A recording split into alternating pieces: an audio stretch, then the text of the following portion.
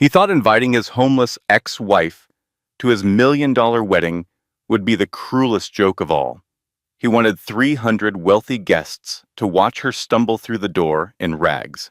He wanted his beautiful new bride to see the pathetic woman he threw away like garbage. He had been driving past her on the streets for 3 years, rolling down his window just to mock her in front of strangers. And now, he wanted one final victory. But when a sleek black car pulled up to the Grand View estate that evening, and an elegant woman in an emerald green dress stepped out, every conversation in the room stopped dead. 300 people turned to stare. His bride went pale.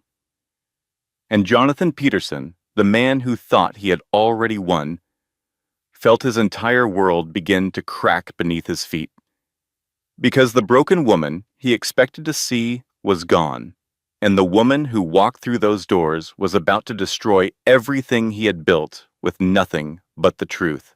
What she did next left 300 guests in tears, ended a wedding, and ruined a millionaire's reputation in under 10 minutes. This story carries a powerful message. Your worth is never defined by your circumstances, your bank account, or the cruelest things someone has said about you. It is defined by who you choose to be when the world gives you every reason to give up. Elena lost everything except the one thing no one could take from her, her dignity.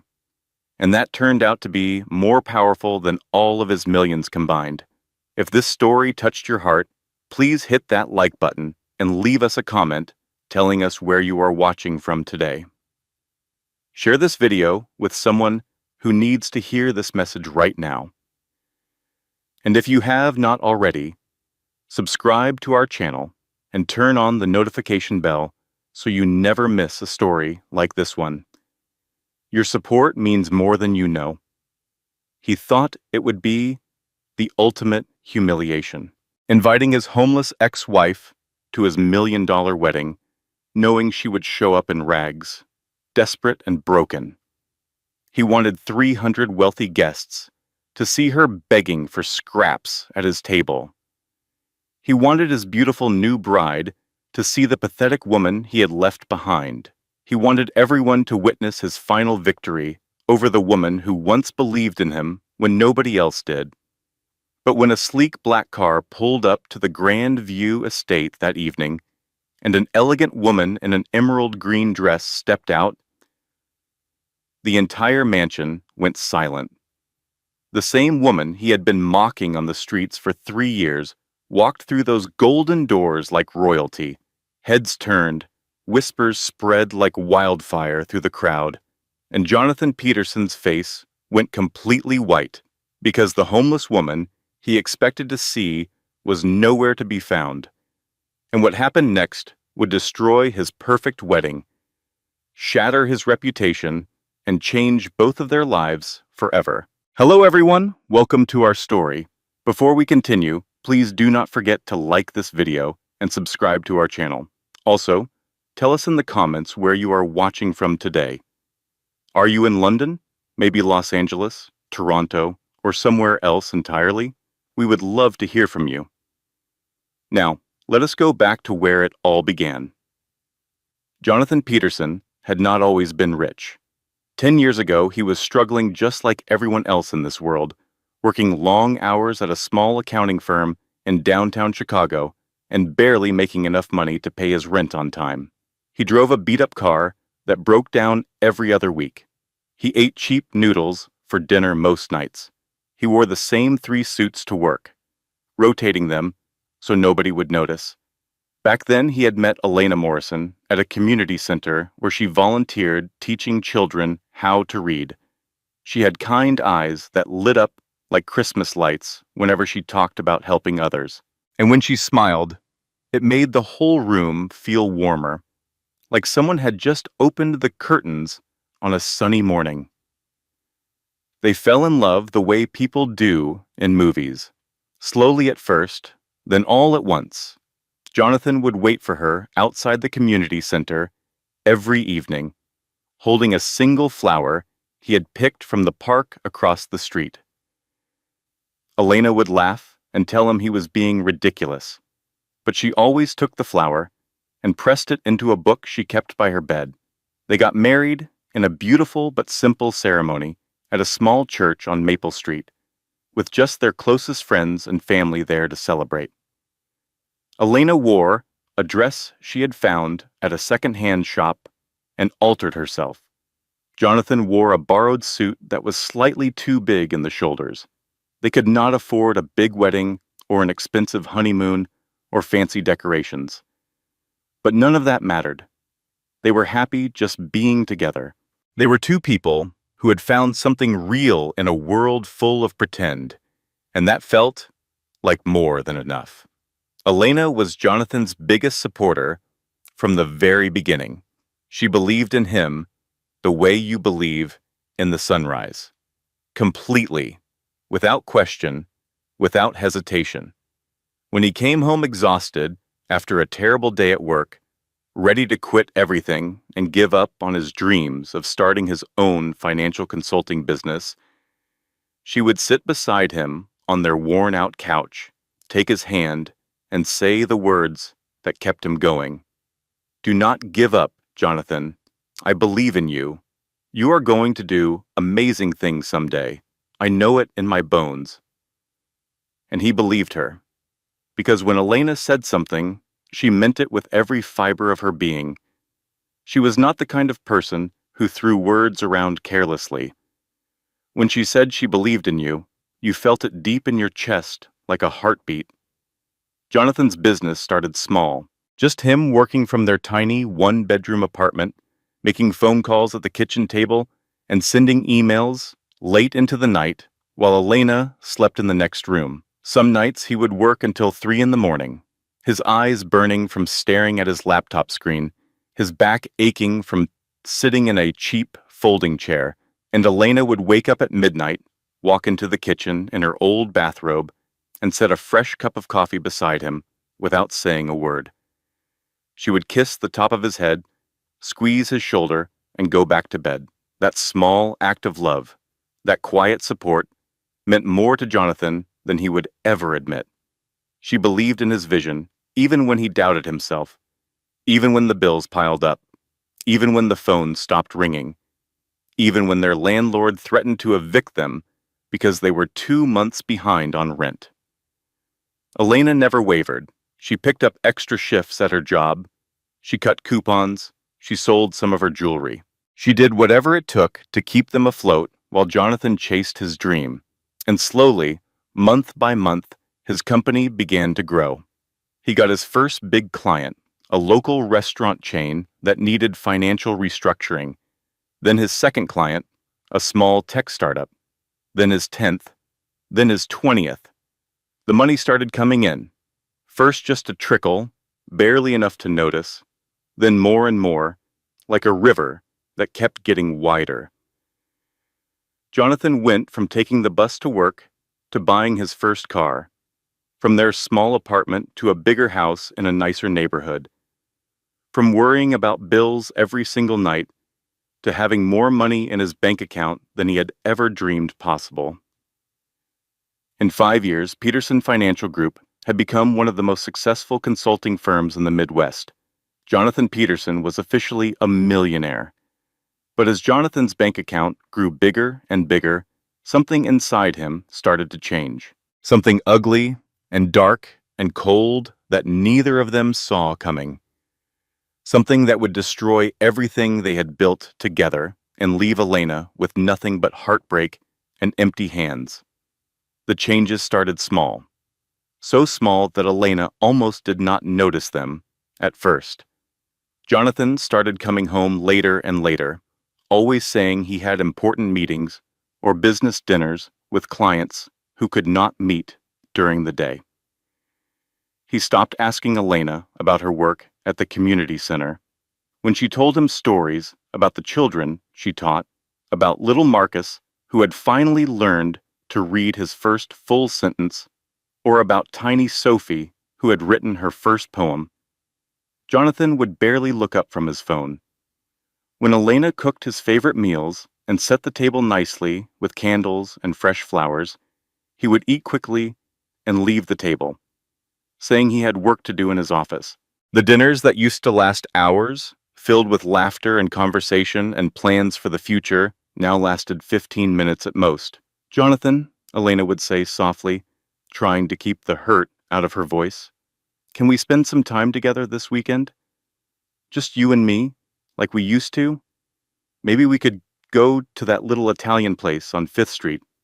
Remember how we used to split a plate of pasta and talk until they closed the restaurant?" "I am busy, Elena," he would reply without even looking at her. "I have meetings, important people to see, big deals to close. You would not understand." But Elena did understand. She understood perfectly well what was happening.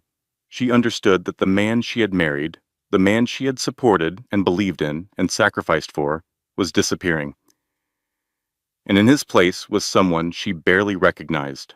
Someone cold, someone distant, someone who looked at her like she was a piece of furniture that had come with the old apartment and no longer matched the new decor. The truth was that Jonathan had started living in a different world. A world of expensive restaurants and private clubs and people who measured each other by the size of their bank accounts and the brand names on their clothes.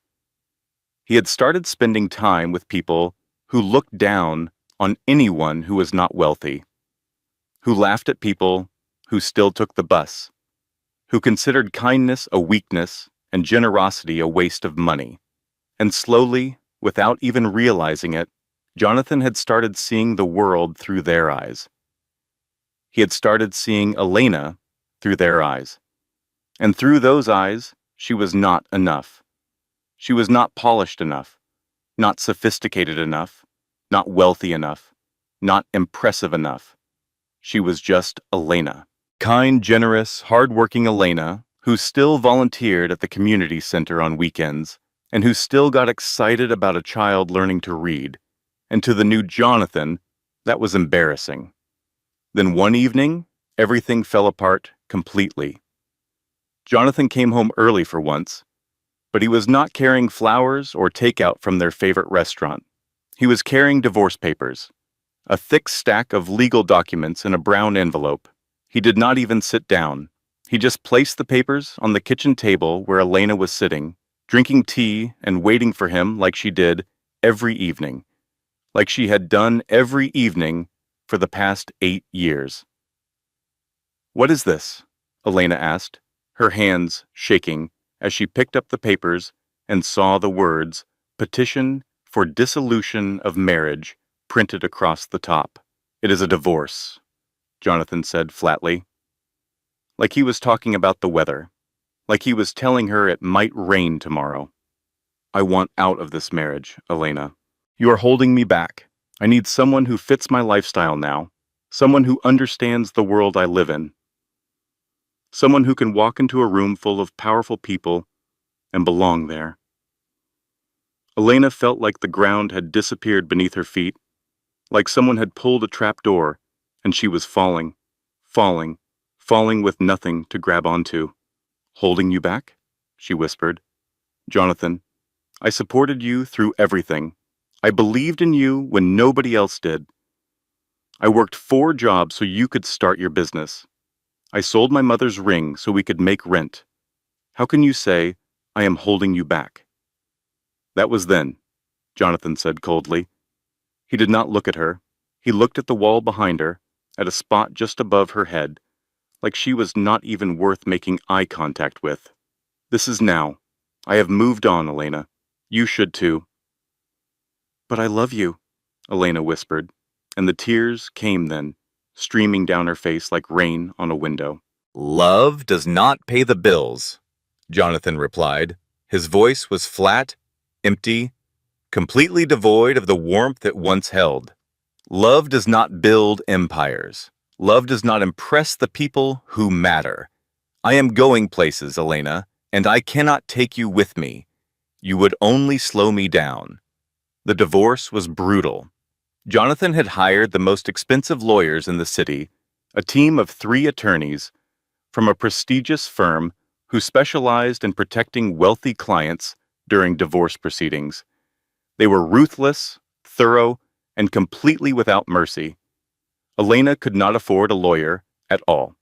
She represented herself in court, sitting alone at a table, while Jonathan's legal team sat across from her in their $1,000 suits, shuffling through stacks of documents designed to strip her of everything.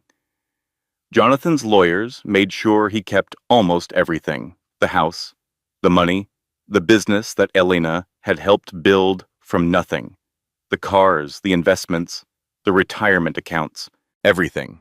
Elena, who had given up her own career to support his dreams, who had worked 4 jobs to keep them afloat during the early years, who had sacrificed everything she had so Jonathan could chase his vision, was left with almost nothing. The judge awarded her a small settlement, barely enough to cover 6 months of rent in a modest apartment. Within months, the money ran out. Without savings for rent, Elena lost her apartment. The landlord gave her 30 days' notice, and she packed her things into 4 garbage bags because she could not afford boxes. Without a place to live, she could not get a job because every application required a permanent address. She tried using the community center's address, but employers checked and found out she did not actually live there. She tried staying with friends, sleeping on couches and in spare bedrooms, but she could not burden them forever. One by one, the invitations dried up. People who had been her friends during the good years did not know how to handle her during the bad ones. They felt uncomfortable around her poverty the way people feel uncomfortable around illness. They did not know what to say, so they stopped saying anything at all. Eventually, on a cold Tuesday night in November, Elena Morrison ended up on the streets. She spent her first night sleeping on a bench in Lincoln Park, wrapped in a thin blanket she had taken from the last friend's house, shivering so hard her teeth chattered until dawn. It happened so fast it felt like a nightmare. One day, she was a married woman with a home and a husband and a life that made sense. The next day, she was homeless, sleeping on cardboard boxes in doorways, trying to stay warm with thin blankets that smelled like someone else's sadness, standing in line at shelters, hoping for a bed, hoping for a meal, hoping for someone to look at her and see a human being instead of a problem. But even living on the streets, even at her absolute lowest point, Elena Morrison never lost the thing that mattered most: her kindness. She would share her food with other homeless people who looked hungrier than her. She would comfort frightened children she met at the shelters. She would smile at people passing by on the sidewalk, even when they looked away from her, like she was invisible. Even when they crossed the street to avoid walking near her. Even when they clutched their purses tighter and picked up their pace. 3 years passed this way. 3 long, hard, brutal years of cold nights and hungry mornings and the slow erosion of everything she once was. While Elena survived on the streets, Jonathan Peterson grew richer and more powerful with every passing month. His company expanded beyond Chicago into New York, Los Angeles, and Miami. He bought a mansion on Lakewood Hill overlooking the entire city, a sprawling estate with 12 bedrooms, a swimming pool, and a driveway long enough to land a small airplane. He drove cars that cost more than most people's houses. He wore suits, hand-tailored in Italy, that cost $5,000 each. He ate at restaurants where a single meal cost more than Elena spent on food in an entire month. Everyone wanted to be Jonathan Peterson's friend. Everyone wanted to do business with him. Everyone wanted to be seen standing next to him at charity galas and business conferences. But success had made Jonathan even colder, even meaner, even more convinced that the world was divided into 2 categories: winners and losers. And he was a winner. He never forgot about Elena. In fact, he thought about her more often than he would have admitted to anyone, but not with guilt or sadness or regret. He thought about her the way a hunter thinks about a trophy mounted on a wall. Seeing her fall so far gave him a twisted sense of satisfaction that he could not quite explain. It made him feel powerful, to know that he had risen so high while she had fallen so low. It made him feel like the universe was confirming what he already believed, that he was special, that he was better, that leaving Elena had been the right decision. Sometimes when Jonathan drove through the city in his black sports car, he would see Elena on a street corner. She was always in the same area, near the intersection of Main and 7th, wrapped in an old blanket, sitting on a piece of cardboard, her belongings in a worn plastic bag beside her. And instead of feeling ashamed or sorry for what he had done to her, instead of feeling even a flicker of the love they once shared, Jonathan would slow down his car, roll down his window, and call out to her, always loud enough for other people to hear, always with an audience. "Elena, is that you?" he would shout, his voice dripping with fake concern, his sunglasses pushed up on his head so she could see the amusement in his eyes. "Oh my goodness, you are still living out here? That is so sad. You really should try harder to get your life together. But I guess some people are just not meant for success, right?" People on the sidewalk would stop and stare. Some would whisper to each other. A few would pull out their phones, wondering if they were witnessing something they should record.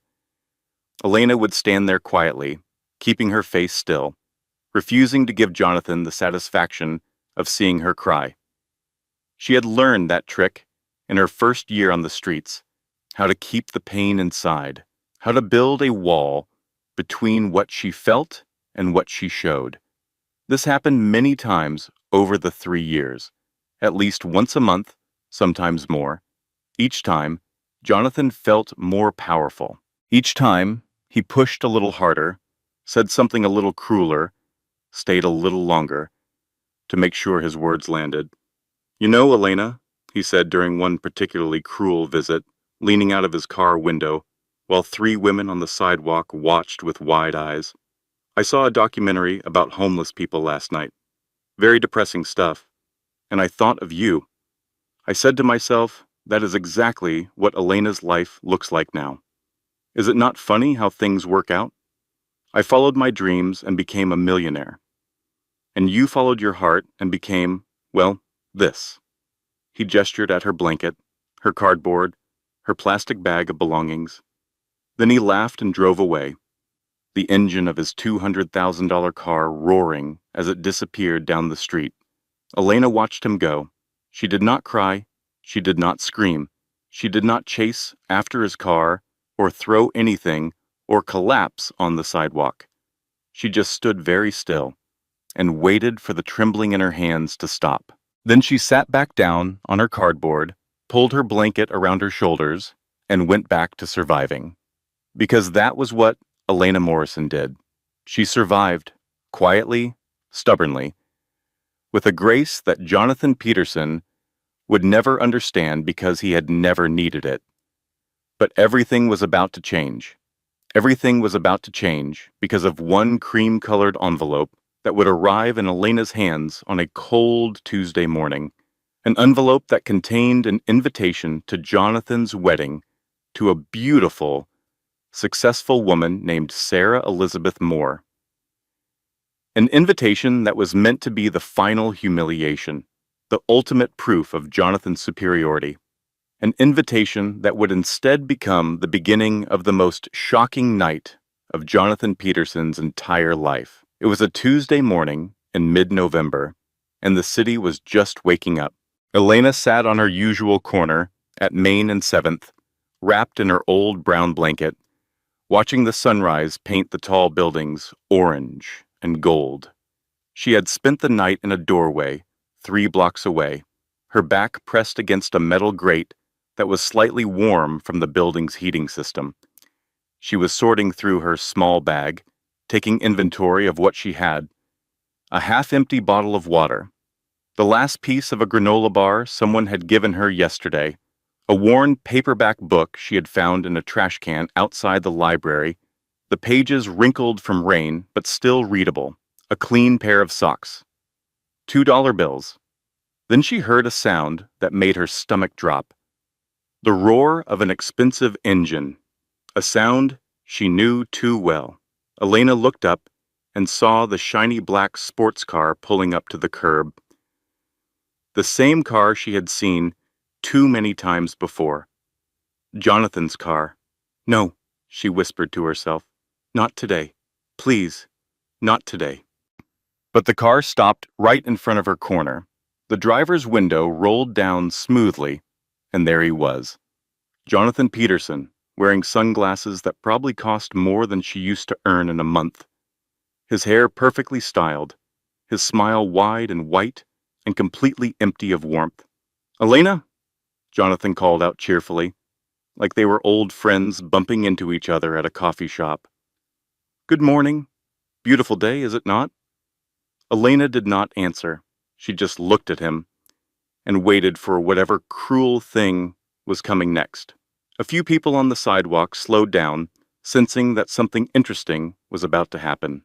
"I have something special for you today," Jonathan said, reaching into his car. He pulled out a cream-colored envelope, thick and expensive-looking, sealed with gold wax. Something very, very special. He held the envelope out of his window, but when Elena did not immediately reach for it, he let it drop to the ground near her feet. "Oops," he said, with a fake apologetic smile. "Sorry about that. My hand slipped." The small crowd that had gathered watched in uncomfortable silence. Nobody told Jonathan to stop. Nobody helped Elena pick up the envelope. "It is an invitation to my wedding," Jonathan announced, making sure his voice carried to everyone within earshot. "I am getting married, Elena, to a wonderful woman named Sarah. She is everything I ever wanted. Smart, beautiful, successful, classy. She knows how to dress properly, how to talk to important people, how to carry herself with dignity. She is nothing like you, Elena. Nothing at all." Each word was designed to cut deep, and they did. Elena felt her throat tighten, but she refused to cry. Not here, not in front of him, not in front of all these watching strangers who would forget about her the moment they turned the corner. "The wedding is at the Grandview Estate," Jonathan continued. 300 guests. The mayor will be there. Business leaders, celebrities, people who actually matter. And I want you to come too. I really do. Because I am a generous person, Elena. I think you deserve to see what real success looks like. He paused, his smile growing wider and crueler. "I will even save a plate of food for you. You must be hungry all the time, right? Well, at my wedding, there will be food you cannot even imagine. Lobster, filet mignon, chocolate desserts that cost $50 each. You can eat until your stomach hurts. Consider it my last gift to you." He started his engine. 1 week from today. Saturday evening at 7. Formal attire required, of course. He said formal attire like it was a punchline to a joke only he found funny. Then he put his sunglasses back on, gave her one last condescending smile, and drove away. The expensive engine roared as the car disappeared down the street. The crowd slowly dispersed. A woman glanced back at Elena with something like pity in her eyes, then shook her head and kept walking. Within 2 minutes, Elena was alone again. She sat very still for a long time, staring at the cream-colored envelope on the dirty sidewalk. She did not pick it up right away. She just looked at it, thinking about everything Jonathan had said, everything he had implied, everything he wanted to happen at his perfect wedding. He wanted her there as a prop, a visual aid for his success story. "Look, everyone, this is my ex-wife. She used to be the someone, and now she is nothing. Look how far I have risen. Look how far she has fallen. Is it not wonderful to be me?" This invitation was not an act of kindness. It was a trap. Carefully designed, precisely calculated, intended to be the final, ultimate humiliation. Elena reached down, slowly, and picked up the envelope. Her hands were shaking, but not from the cold. They were shaking from something she had not felt in a very long time. Not sadness, not self-pity, not acceptance. Anger. Pure, burning, righteous anger. She opened the envelope and read the invitation. Gold lettering on thick cream paper. You are cordially invited to celebrate the wedding of Jonathan Michael Peterson and Sarah Elizabeth Moore. Saturday, the 23rd of November, 7 o'clock in the evening. The Grand View Estate. Formal attire required. At the bottom, in Jonathan's own handwriting, were the words, Dear Elena, please do come. I insist. It would mean so much to have you there. Jonathan. Elena read the invitation 3 times. Each time, the anger burned hotter. But alongside the anger was something else. Something powerful, something she had not felt in 3 years. Determination. She folded the invitation carefully and put it in her bag. Then she stood up, her legs stiff from sitting on cold concrete, and looked down the street in the direction Jonathan's car had disappeared. 1 week, she said quietly to herself. I have one like. She was going to that wedding, and when she walked through those doors, she was not going to be the broken, defeated woman Jonathan expected to see. She was going to remind him and everyone in that mansion that her worth had never come from money or status or fancy clothes. It had always been inside her. And nothing, not 3 years on the streets, not 1,000 cruel words, not all the money in the world, could take that away. But first, she needed help, and she knew exactly who to call. Elena pulled out her phone. It was an old beat-up phone with a cracked screen and a battery that died if you looked at it wrong, but it still made calls, and that was all she needed. She scrolled through her contacts until she found a name she had not called in over a year. Marissa Lawson. Marissa had been Elena's best friend since college.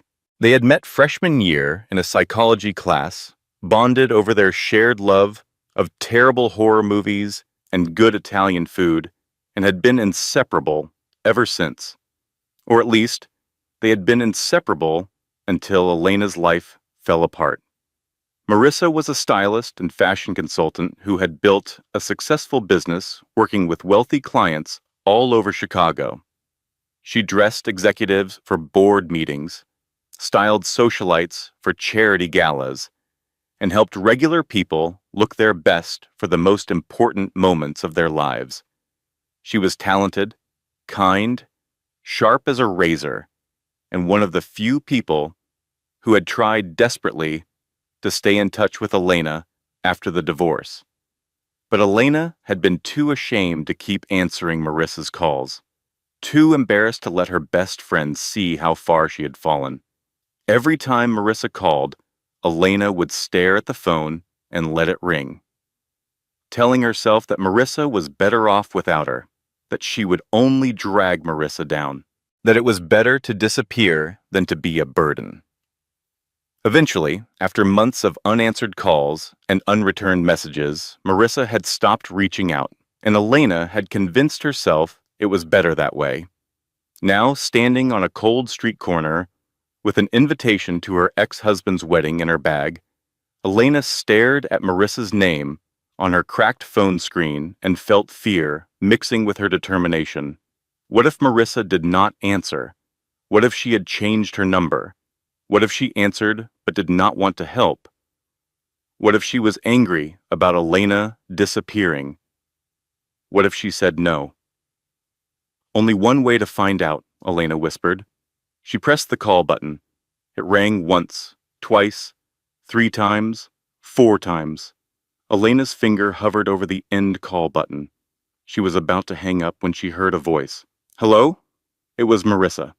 Her voice sounded a little different than Elena remembered. Maybe a little tired, maybe a little older, but it was unmistakably her. Elena's throat tightened. For a long moment, She could not speak. "Hello?" Marissa said again. "Is anyone there?" "Marissa." Elena's voice came out as barely a whisper. "It is me. It is Elena." Silence. A long, heavy silence, filled with 3 years of distance and unanswered phone calls, and all the things they should have said to each other, but never did. Then Marissa's voice cracked wide open. "Elena? Oh my God. Is it really you? Is it really truly you? I have been so worried. I tried calling you so many times. Your number stopped working, and I did not know where you were, and I thought maybe something terrible had happened, and I could not find you anywhere, and I almost filed a missing persons report, but I did not know if that would make things worse, and—" "I am sorry," Elena interrupted softly, her voice thick with tears she was trying not to shed. "I am so sorry I disappeared. I was ashamed, Marissa. I was so ashamed of what my life had become. I thought it would be easier to just let go of everything and everyone from my old life. I thought I was protecting you." "Protecting me? Elena, where are you right now? Are you safe? Are you okay?" Elena looked around at the street corner, at her old blanket, at the cardboard she sat on, at the pigeons pecking at crumbs near her feet, at the people walking past without seeing her. "I am not okay, Marissa. I have not been okay for a long time, but I need your help. I need your help with something really important, something that cannot wait." "Anything," Marissa said immediately, without a single moment of hesitation. "Tell me what you need, and I will help. Where can we meet?" "There is a coffee shop on Main Street, the one with the blue awning, next to the flower shop." "Do you know it?" "I know it. Can you be there in 1 hour?" Elena looked down at herself. Her faded clothes, her tangled hair, her shoes with the soles coming loose. She probably looked like someone the coffee shop manager would escort to the door before she could sit down. "I will be there," Elena said. "And Elena?" "Yes?" "Thank you for calling me. I mean that. Whatever you need, whatever has happened, we will figure it out together. I promise you that." They hung up. Elena stood on the street corner for a moment, holding her cracked phone against her chest, feeling something she had almost forgotten existed. Hope. 1 hour later, Elena was sitting at a small table in the corner of the coffee shop, trying to make herself as invisible as possible. Through the window, she could see her reflection, and the woman staring back at her looked tired, worn, diminished. Nothing like the Elena who used to meet Marissa at places like this and laugh until her stomach hurt. The door opened, and Marissa walked in. She looked almost exactly the same as Elena remembered. Stylish, confident, put together. She wore a beautiful camel coat. Her dark hair was perfectly styled, and she carried herself with the easy confidence of someone who knew exactly who she was and liked that person just fine. But when her eyes landed on Elena in the corner, all that composure cracked like thin ice. Her eyes filled with tears, and her hand flew to her mouth. "Elena," Marissa whispered, rushing across the coffee shop. Elena stood up, and before she could say a word, Marissa wrapped her in a hug, so tight it was like she was trying to hold together all the broken pieces at once. It had been so long since anyone had hugged Elena that she had almost forgotten what it felt like. She closed her eyes and let herself be held, just for a moment, just long enough to remember that she was not completely alone in this world. "Tell me everything," Marissa said after they sat down, after she had ordered 4 muffins and 2 large coffees and slid them all across the table to Elena. "Tell me what happened, all of it." So Elena told her about the divorce, about the lawyers who took everything, about losing her apartment, then her job, then her friends, then her dignity. About the first night on the street and how cold the concrete was, about learning to survive on nothing, and about Jonathan, about how he drove past her corner like it was a tourist attraction, about the things he said, about the way he smiled while he said them. Marissa's face grew harder with every word, her jaw tightening, her hands gripping her coffee cup until her knuckles turned white. Then Elena reached into her bag and pulled out the cream-colored invitation. She slid it across the table, without a word. Marissa read it. Her eyebrows climbed higher and higher with each line. "He invited you to his wedding," she said, her voice dangerously quiet. "That man actually had the nerve to invite you to his wedding. As what? Entertainment?" "As proof," Elena said. "Proof that he won and I lost. He wants me to show up in rags so his 300 rich guests can see the pathetic homeless woman he left behind and congratulate him on his upgrade." That is the most disgusting thing I have ever heard in my life. "I am going, Marissa." Marissa blinked. "You are what?" "I am going to that wedding, but I am not going as the broken woman he expects to see. I am going to walk into that mansion with my head held high, and I am going to look every single person in that room in the eye, and I am not going to be ashamed. Not anymore, not ever again." Marissa stared at her for a long, charged moment. Then, slowly, a fierce smile spread across her face. "Okay," she said. "Then we have work to do." Now, I want to pause here for just a moment, because some of you listening to this right now might be thinking about your own life. Maybe you know what it feels like to be defined by your worst moment. Maybe someone has looked at you and seen your circumstances instead of your character. Maybe someone has treated you like you are less than, not because of who you are, but because of what you are going through. If that is you, I want you to keep listening, because what happens next might change how you see yourself. Marissa took Elena home to her apartment that afternoon. It was in a nice building downtown, the kind with a doorman and an elevator that did not smell like anything. Elena took the longest shower of her life, standing under the hot water until it ran cold, washing away 3 years of grime and shame and other people's judgments. When she came out, wrapped in a soft bathrobe, she found Marissa sitting on the couch with a notebook full of plans and a phone full of contacts. "I called in every favor I have," Marissa said, tapping her pen against the notebook. "My friend Sophia, one of the best dress designers in the city, is meeting with us tomorrow to create something incredible. My hairstylist Marco has cleared his Friday afternoon, and my makeup artist friend Lisa heard the whole story and volunteered to help for free because, and I quote, she wants to be part of the moment that awful man gets what he deserves."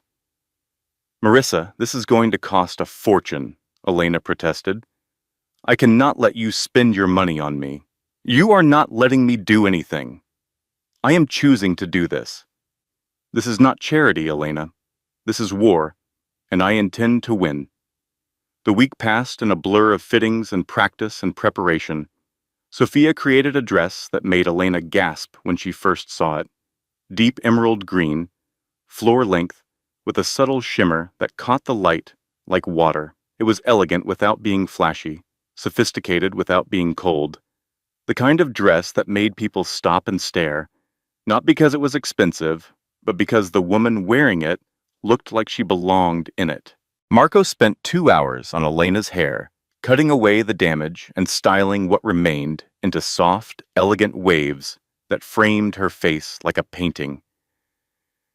He stood back when he was finished and said, "My God, this woman has been hiding under there this whole time." Lisa worked her magic with brushes and powders and colors, enhancing Elena's features without hiding them, making her look not like a different person, but like the best version of herself. But the physical transformation was only half of what Marissa had planned. Every evening that week, after the stylists had gone home, Marissa and Elena sat together in the living room and worked on something far more important than hair and makeup: confidence. "When you walk into that ballroom," Marissa said, standing in front of Elena like a drill sergeant, "you cannot hesitate, you cannot look down, you cannot apologize for being there. You are not sneaking in through the back door. You are walking through the front entrance like you own every square inch of that mansion. I do not know if I can do that, Elena admitted. It has been so long since I felt like I belonged anywhere. Then we practice until it feels natural. Stand up. Walk toward me. Head high, shoulders back, eyes forward. Like you know something nobody else knows. Like you have a secret, and the secret is that you are worth more than every person in that room combined. Elena practiced walking. She practiced speaking clearly and confidently. She practiced making eye contact without flinching. She practiced standing in a room and taking up space without apologizing for it. By Friday evening, something had changed.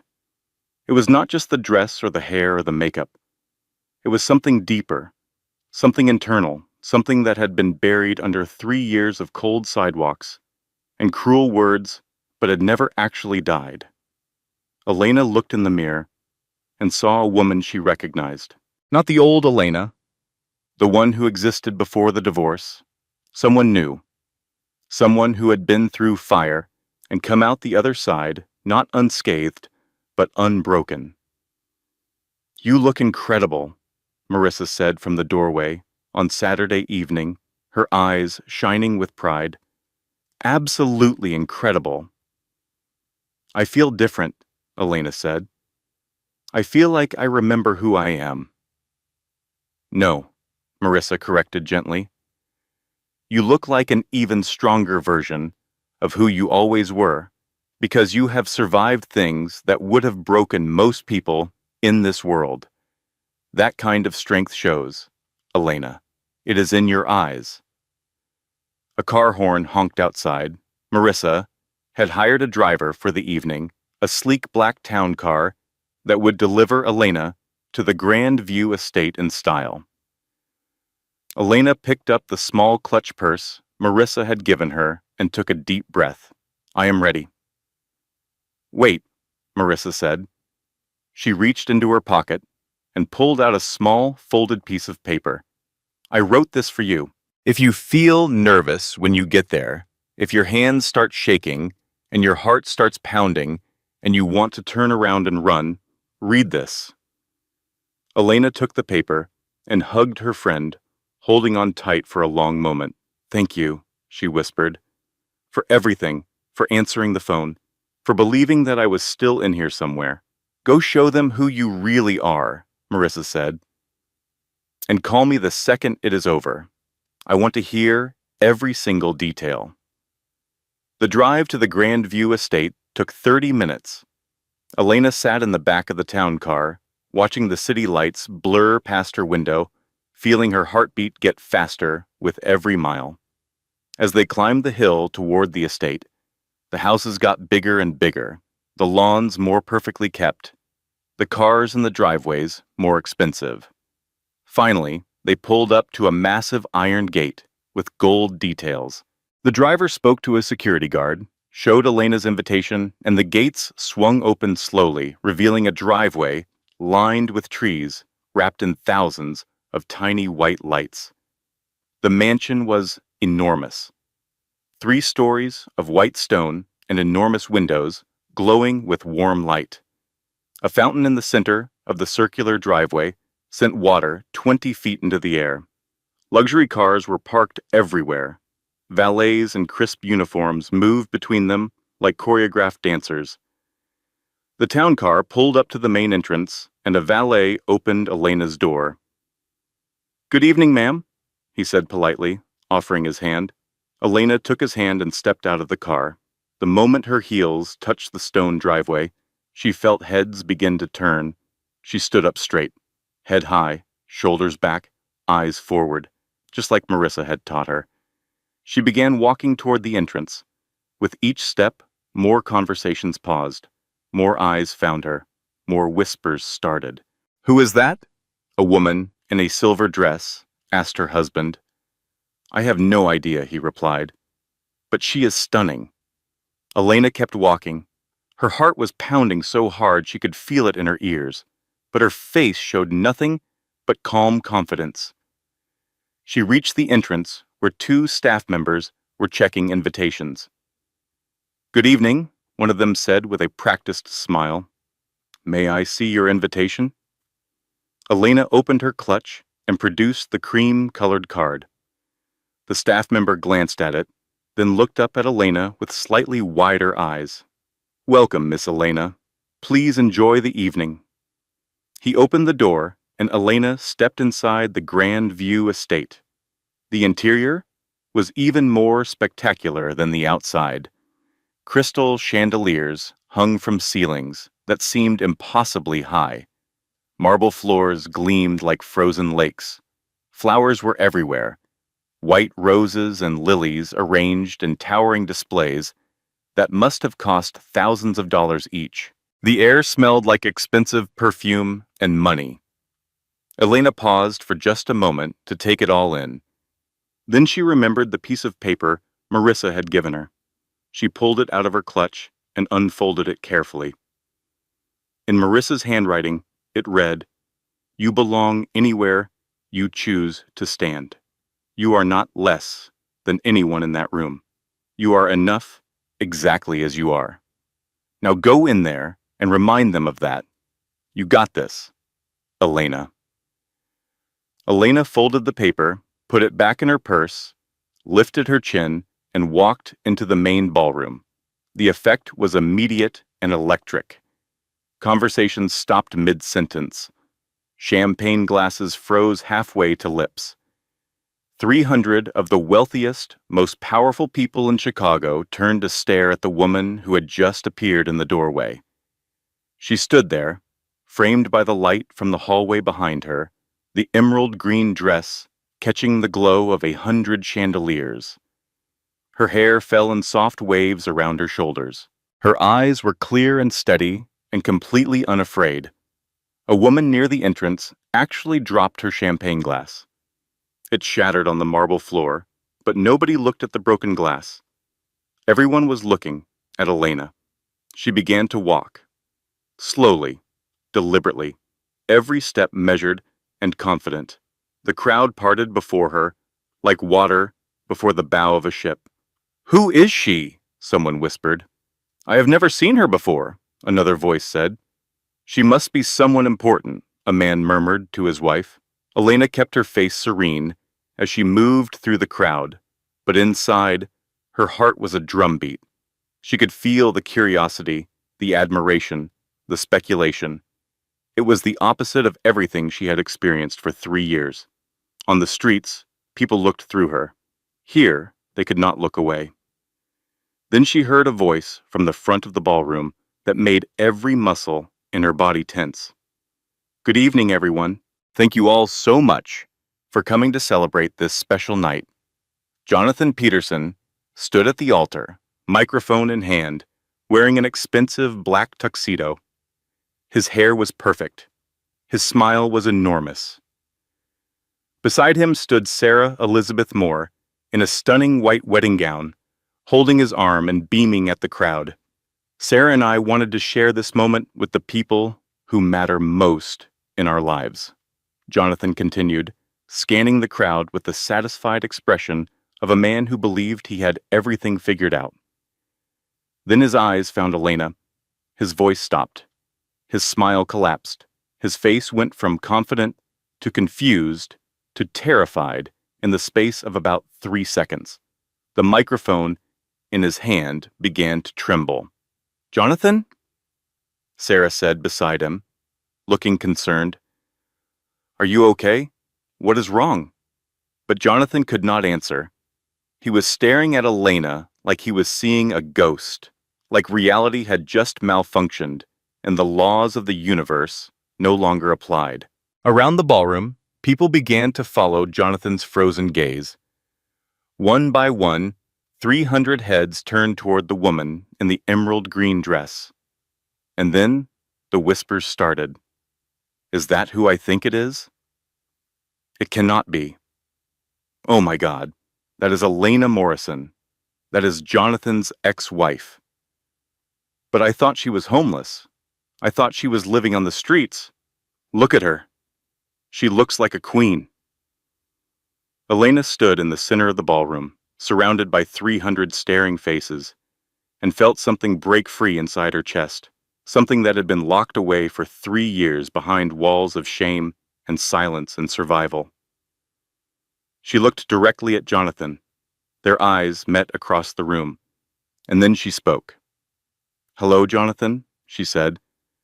Her voice was clear and strong and carried across the entire ballroom without her needing to raise it even slightly. "Thank you for the invitation. I would not have missed this for the world." The silence that followed Elena's words was so complete you could have heard a pin drop on the marble floor from across the room. 300 people stood frozen, champagne forgotten, conversations abandoned, every eye fixed on the woman in the emerald green dress and the man at the altar whose face had turned the color of old paper. Jonathan's mouth opened and closed several times before any sound came out. He looked like a fish that had been pulled out of the water and did not understand why it suddenly could not breathe. "Elena," he finally stammered, what are you, how did I clean up so well?" Elena asked calmly. "Is that what you are trying to ask?" A ripple of uncomfortable movement went through the crowd. People were beginning to understand that whatever was happening here was not part of the planned program for the evening.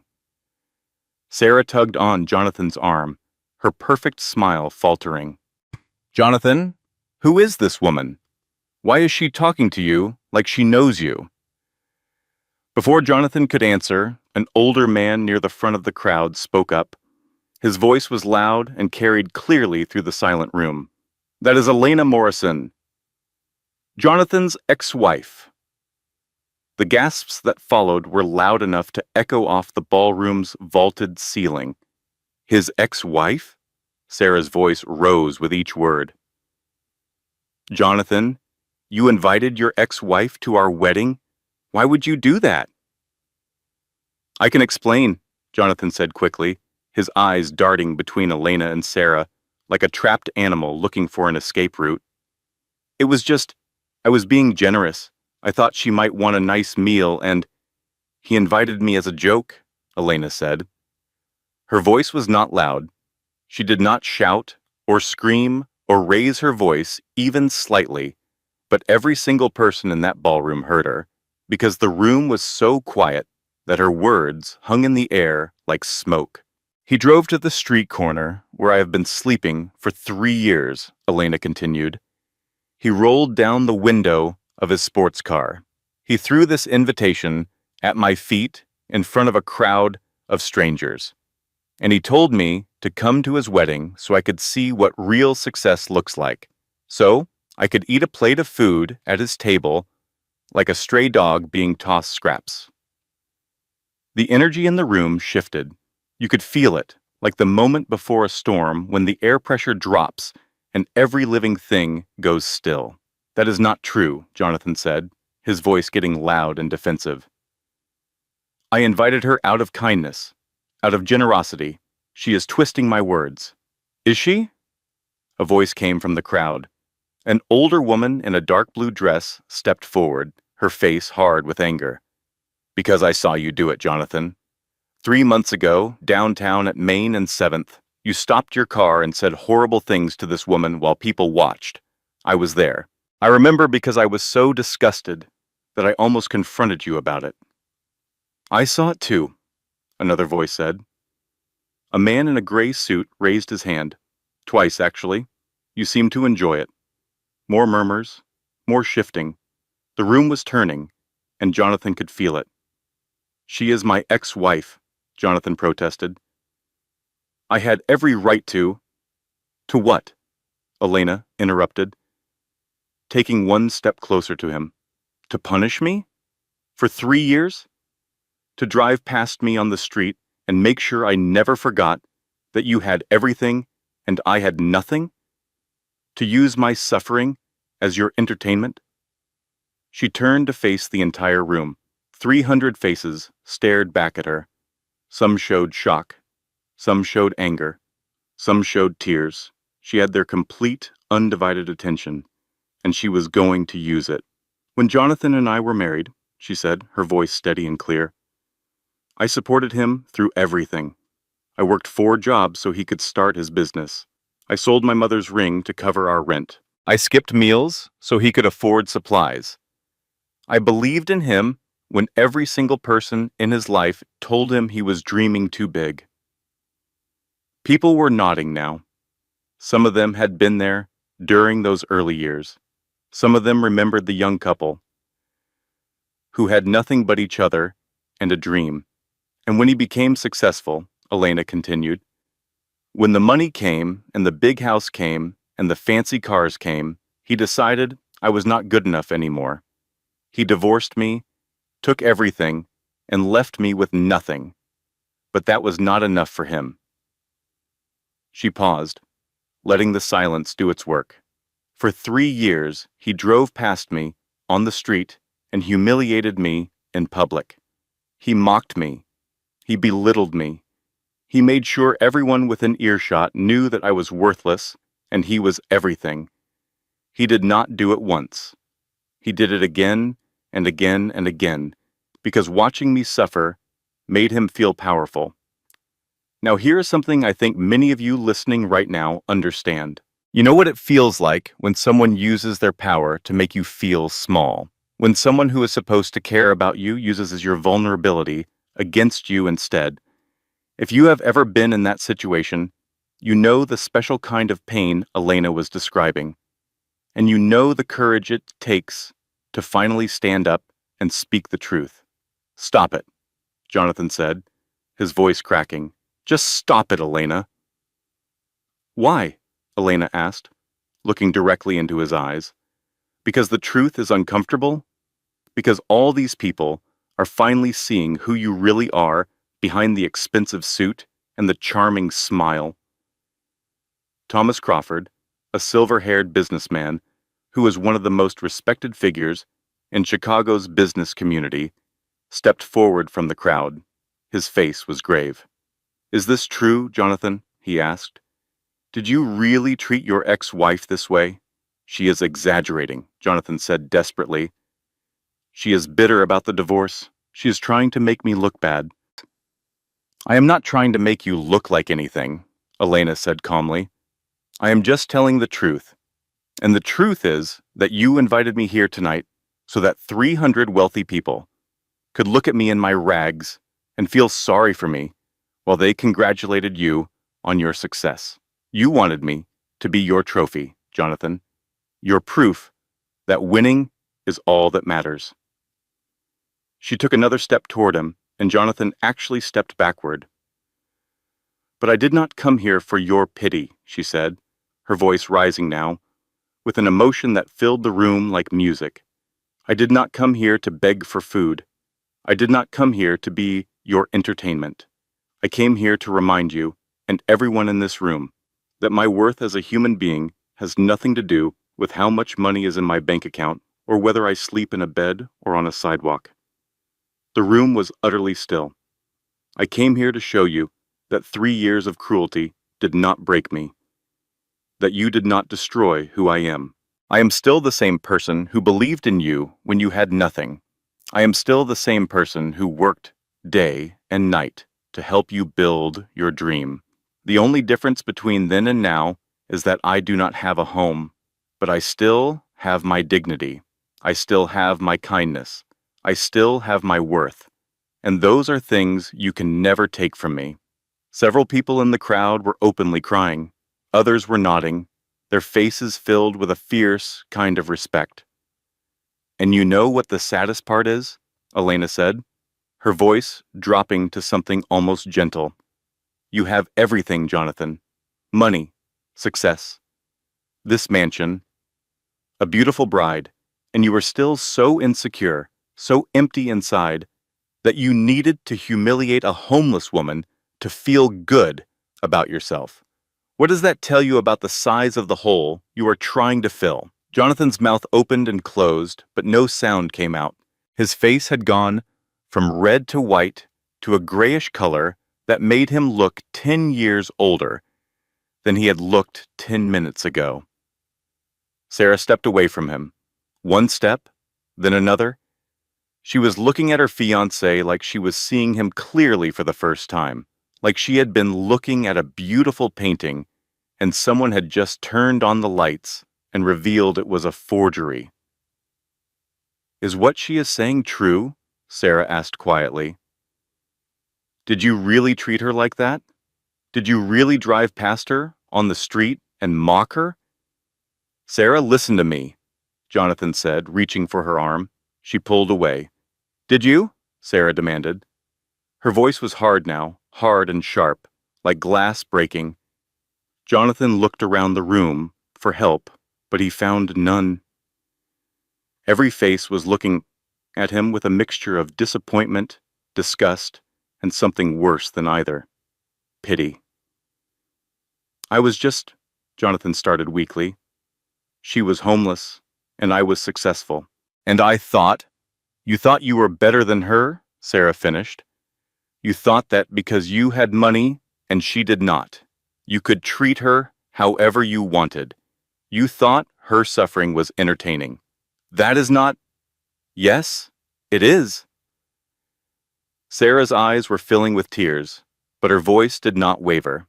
"That is exactly what it is. Oh my God, Jonathan, I am standing here in a wedding dress, about to marry a man who drives past homeless people and mocks them for fun. What kind of person does that?" "Sarah, please," Jonathan begged. "Not here. Not in front of everyone. You did not care about having an audience when you humiliated her," Sarah shot back. "Why should I care about having one now?" She looked at Elena, and her expression softened completely. "I am sorry," she said. "I had no idea who he really was. If I had known, I never would have agreed to any of this." "It is not your fault," Elena said gently. "You did not know. How could you?" Sarah nodded, wiped her eyes with the back of her hand, and turned to face Jonathan one final time. "We are done," she said. "I will not marry someone who treats people this way. I refuse." "Sarah, wait," Jonathan called as she turned and walked away, her white dress trailing behind her on the marble floor. "Sarah, please, we can talk about this. Come back." But Sarah did not come back. She walked straight through the ballroom doors, and 3 of her bridesmaids hurried after her, their heels clicking rapidly on the floor. The ballroom erupted. 300 people talking at once, their voices rising and falling in waves of shock and outrage and disbelief. Jonathan stood at the altar alone, his microphone hanging forgotten at his side, watching his perfect wedding collapse around him like a house built on sand. He turned to Elena with hatred burning in his eyes. "Are you happy now?" he hissed. "You have ruined everything I built, everything I planned." "I did not ruin anything," Elena said, her voice still calm, still steady, still unshakable. "I told the truth. You ruined everything yourself, Jonathan. You just did not realize it until tonight." Thomas Crawford stepped forward again, his expression serious enough to make several nearby guests take a step back. "Jonathan, I think you need to consider what has happened here tonight," Thomas said. "And I think you should know that after what I have witnessed, I am not comfortable continuing our business relationship. I do not associate with people who treat other human beings the way you have treated your ex-wife." "What?" Jonathan's eyes went wide. "Thomas, you cannot be serious. We have been partners for 5 years. And in 5 minutes tonight, I have learned more about your character than I learned in all 5 of those years." Other voices joined in. A woman in a red dress who owned a chain of retail stores. A man with silver cufflinks who ran a private equity firm. A couple who controlled one of the largest real estate portfolios in the Midwest. "I am out too. This is unacceptable. We should have seen this sooner. I do not want my name associated with someone who treats people this way, because if this is how he treats a woman who sacrificed everything for him, how will he treat us if things go wrong. One by one, then in groups, the guests began moving toward the exits. The wedding that was supposed to be the crowning achievement of Jonathan Peterson's life was emptying out like a theater at the end of a bad movie. People shook their heads as they walked past Jonathan. Some could not even look at him. Others looked at him too long, with expressions that made him flinch. Jonathan stood at the altar, surrounded by flowers and candles and empty chairs, watching his reputation, his relationships, and his carefully constructed image disintegrate in real time. Elena watched it all unfold with a strange mixture of emotions. She did not feel joy. She had not come here to destroy Jonathan's wedding, or end his engagement, or drive away his business partners. She had come here to stand up straight and speak the truth and refuse to be ashamed anymore. But the truth, once spoken, has a way of doing its own work. And the truth about Jonathan Peterson was doing plenty of work tonight. She turned to leave. Elena, wait. She turned back to see Thomas Crawford approaching her, followed by a small group of people. Miss Morrison, Thomas said respectfully, I do not know if you remember me. We met several years ago at a literacy fundraiser. You were organizing the entire event. I remember, Elena said, surprised that he remembered her. I was impressed by your work then, Thomas said. And I am even more impressed by what I have witnessed tonight. What happened to you, losing everything, ending up on the streets, that could happen to anyone. A bad divorce, bad luck, one wrong turn. But how you have carried yourself through it, how you have maintained your humanity and grace despite everything, that is extraordinary. A woman in a blue dress stepped forward. I run a nonprofit that helps people experiencing homelessness rebuild their lives, she said. Job training, housing assistance, career counseling. I would love to talk to you about joining our team. Your first-hand experience would be invaluable, and honestly, we need someone with your heart. I have connections to housing programs, another man added. I can help you find a place to live. I own a staffing agency, a woman said. When you are ready, I can help you find work. Elena looked at all these people, these strangers who, 20 minutes ago, might have walked past her on the street without a second glance and felt tears forming in her eyes for the first time that evening. But these were not tears of sadness or shame or pain. These were tears of something she had almost forgotten the name of. Hope. Why? She asked softly.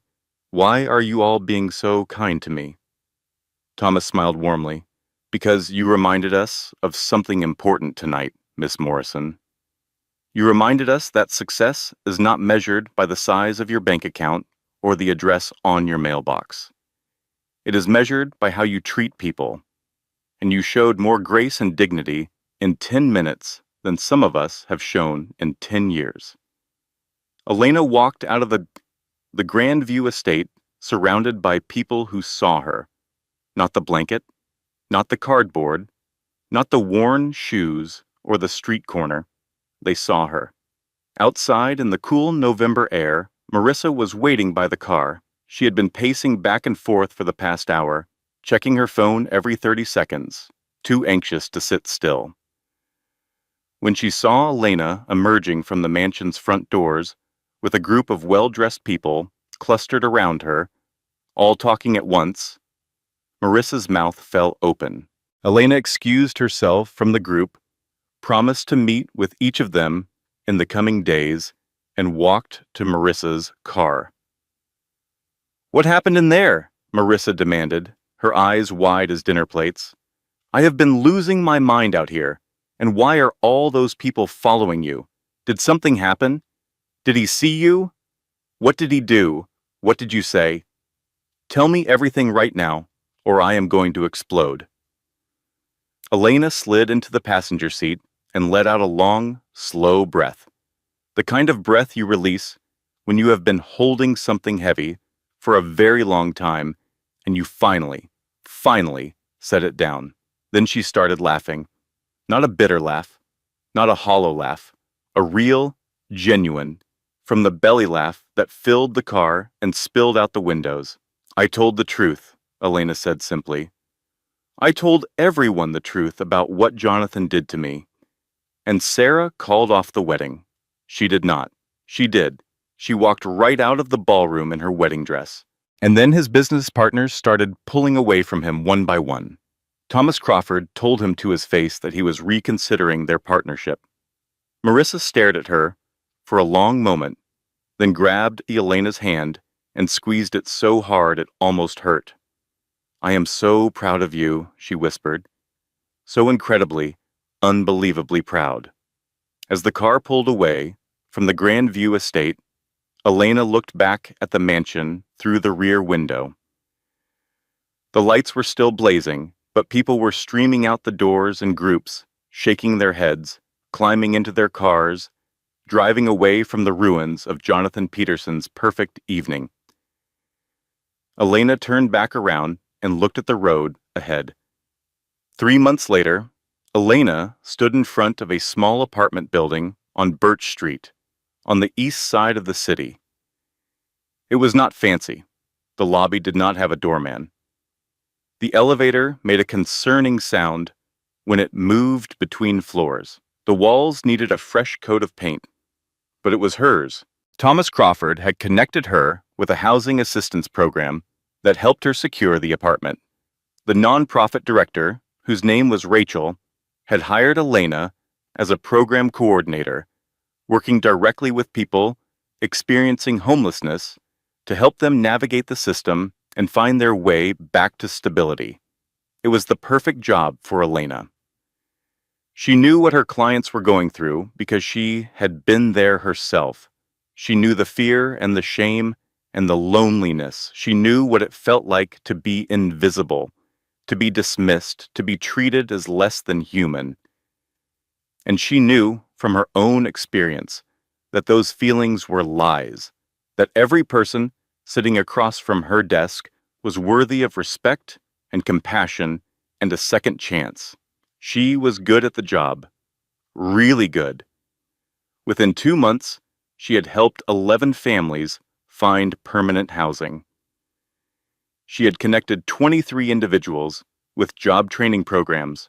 She had personally mentored 6 people through their first weeks of employment, showing up early to help them pick out interview clothes from the office donation closet, quizzing them on common interview questions, and sending them text messages on their first day that said simply, "You have got this. I believe in you." The same words she had once said to Jonathan a lifetime ago, except this time she was saying them to people who deserved to hear them. Marissa came over every Wednesday evening for dinner. They would cook something simple, pasta or soup or grilled cheese sandwiches, and sit at Elena's small kitchen table and talk for hours. Sometimes about important things, sometimes about nothing at all. Sometimes they just sat in comfortable silence, 2 old friends who had found their way back to each other and were grateful for it every single day. "Do you ever think about him?" Marissa asked one evening, twirling spaghetti around her fork. "Less and less," Elena said honestly. "At first I thought about him every day, about what he did, about what he said, about how he made me feel. But now, weeks can go by without him crossing my mind." "Good," Marissa said. "That is exactly how it should be." Elena heard through mutual acquaintances that Jonathan's life had taken a dramatic turn after the wedding that never was. Sarah had not only called off the engagement, she had told everyone she knew about what had happened that night. The story spread through Chicago's business community like wildfire. Several of his major business partners had quietly severed their relationships with him. 2 clients had terminated their contracts. A profile piece in a business magazine about up-and-coming entrepreneurs had been pulled when the editor heard about the incident at the Grandview estate. Jonathan was still rich. He still had his company, though it was smaller now. He still had his mansion on the hill, though it must have felt emptier. He still wore expensive suits and drove expensive cars, but he was alone.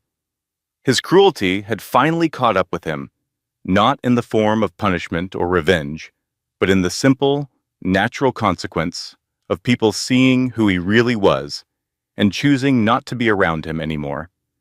Elena did not celebrate his downfall. She did not gloat or feel satisfied or tell herself that he got what he deserved. She did not think about him much at all anymore. She was too busy living her life, helping others, and building something real and meaningful from the ashes of everything she had lost. Some nights, she would lie in her bed in her small apartment, listening to the sounds of the city outside her window, and think about the journey that had brought her here, the love she had given so freely, the betrayal that had shattered her world, the 3 years of cold concrete and empty stomachs, and the slow, grinding erosion of her sense of self. And then the invitation, that cream-colored envelope that was meant to be her final humiliation, but became instead the doorway to her resurrection. She thought about Marissa, who answered the phone after a year of silence and said, "Anything. Tell me what you need and I will help." She thought about Sophia and Marco and Lisa, who had poured their talent and their time into helping a stranger because they believed that kindness was worth more than money. She thought about Thomas Crawford and Rachel and all the others at the wedding who had seen past her circumstances and recognized her character. And she thought about herself, about the woman who had survived 3 years on the streets without losing the one thing that mattered most, her humanity. She had not won by destroying Jonathan. She had not won by humiliating him or taking revenge or plotting his downfall.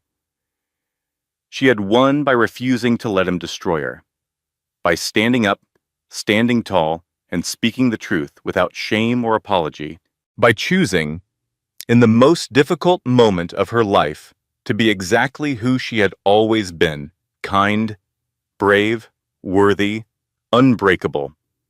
And that, she thought, as she closed her eyes and drifted toward sleep, was the only kind of victory that ever truly mattered. Now, before we end this story, I want to speak directly to you. Yes, you, the person listening to this right now. Maybe you know what it feels like to be counted out. Maybe someone has looked at your circumstances and decided they know your whole story. Maybe someone in your life, a partner, a family member, a boss, a stranger, has tried to make you feel small. Has tried to make you believe that your worth depends on your job title, or your bank balance, or the neighborhood you live in, or the clothes on your back. If that is you, I need you to hear this. They are wrong. They have always been wrong. And deep down, in the part of yourself that still believes in who you really are, you know they are wrong. Your circumstances do not define you. Your bank account does not define you. Other people's opinions of you do not define you. You define you. The way you treat people when nobody is watching defines you. The way you get up after being knocked down defines you. The kindness you choose to show even when the world has not been kind to you, that is what defines you. Elena could have stayed in her corner that Saturday night. She could have crumpled up that invitation and thrown it away. She could have let Jonathan win. She could have accepted his version of her story. That she was nothing, that she was worthless, that she was a failure who deserved to be forgotten. But she did not. She stood up. She called a friend. She asked for help. She walked through those doors. She spoke her truth. And in doing so, she did not just change her own life. She changed the lives of everyone who witnessed it. So, wherever you are right now, whatever you are going through, whatever someone has tried to make you believe about yourself, remember this. You are not what happened to you. You are not your worst day. You are not the labels other people put on you. You are enough, exactly as you are. Right now, in this moment. Reading this from wherever you are in the world, hold on to that. It is the truest thing I know. Thank you so much for listening to this story today. If Elena's journey touched your heart, please give this video a thumbs up and share it with someone who needs to hear this message. We want to hear from you in the comments. What did you think of Elena's transformation? Have you ever faced someone who tried to make you feel worthless? What would you have done in her situation? And where are you watching from? Tell us your city or your country. We love hearing from you. If you have not already, please subscribe to our channel and hit that notification bell so you never miss a story. We post new stories every week about resilience, courage, dignity, and the incredible power of the human spirit. Remember, you are worthy, you are valuable, you are enough. See you in the next story. This content was carefully researched, developed, and manually edited by our team to deliver meaningful stories with real-life lessons. Thank you for watching.